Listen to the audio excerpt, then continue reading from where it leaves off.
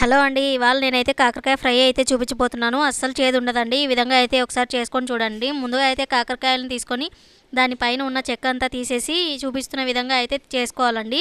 తర్వాత వాటిని కట్ చేసుకొని వాటి లోపల ఉన్న గింజలన్నిటిని పక్కకైతే తీసి పెట్టేసుకోవాలి.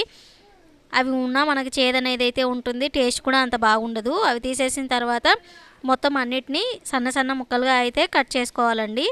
కాకరకాయ అనేది సన్న సన్న ముక్కలుగా కట్ చేసుకుంటేనే మంచిగా ఫ్రై అవుతుంది. అంత చేదు కూడా అనిపించదు. చూస్తున్నారు కదా. ఆ తర్వాత కొద్దిగా పసుపు ఉప్పు వేసిన వాటర్లోకి అయితే ఈ ముక్కల్ని యాడ్ చేసేసుకొని పక్కన పెట్టేశాను.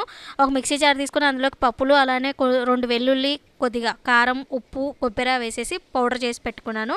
ఇప్పుడు ప్యాన్ పెట్టేసుకొని ఆయిల్ వేసి పోపు దినుసులు, 2 వెల్లుల్లి అలానే కొద్దిగా ఎండుమిర్చి, కరివేపాకు వేసేసి ఇప్పుడు ముందుగా ఫ్రై చేసి పెట్టుకున్న మన కాకరకాయ ముక్కలను అయితే వేసేసుకొని ఒక 15 మినిట్స్ తర్వాత బాగా మగ్గిపోతాయండి. తర్వాత మనం ముందుగా రెడీ చేసి పెట్టుకున్న పౌడర్ వేసేస్తే అంతేనండి. చాలా సింపుల్గా ఉంటుంది. ఒకసారి ట్రై చేయండి.